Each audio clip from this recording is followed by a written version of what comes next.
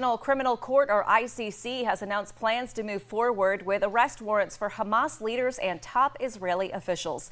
WENY Washington correspondent Brendan Scanlon joins us live from Capitol Hill tonight with the latest on this situation and reaction from our lawmakers. Brendan?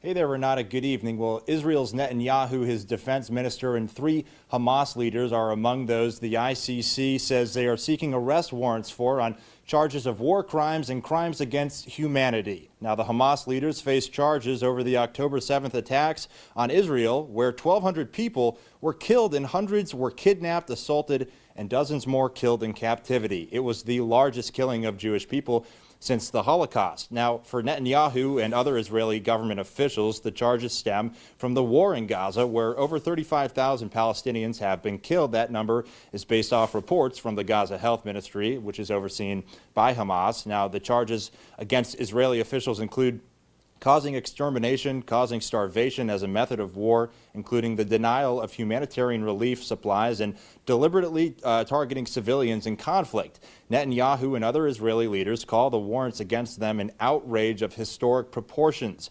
Pennsylvania Senator John Fetterman voiced his opposition to the news today on X, formerly known as Twitter, saying, quote, "Requesting arrest warrants for both Israel and Hamas leaders suggests there is a moral equivalence between them. There is none, and it's disgusting to suggest otherwise. The ICC's credibility is now in shambles, and they have only themselves to thank," end quote.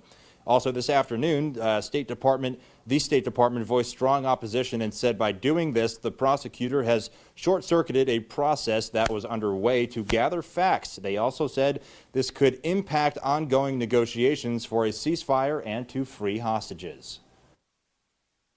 The United States fundamentally rejects the announcement today. Furthermore, the United States has been clear since well before the current conflict that the ICC has no jurisdiction over this matter.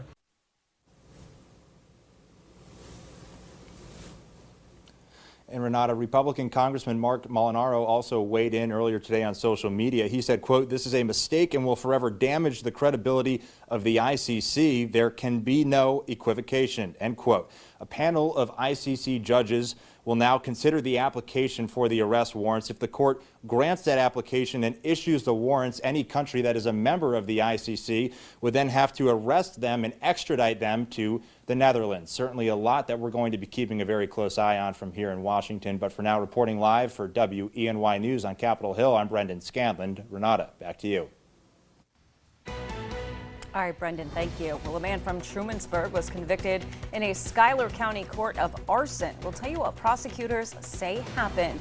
And student loan debt can follow borrowers for years, if not decades. This week's Financial Health looks at repayment options and strategies.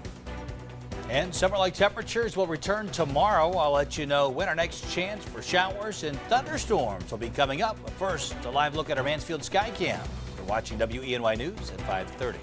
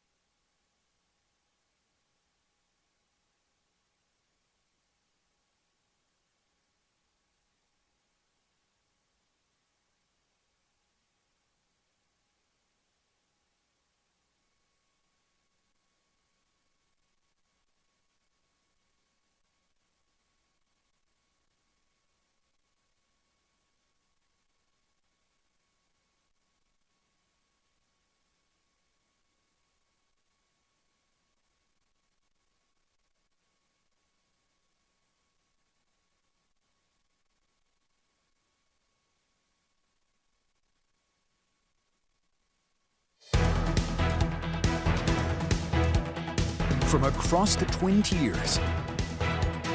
You're watching WENY News at 5:30 with Renata Steele and Chief Meteorologist Joe Barris.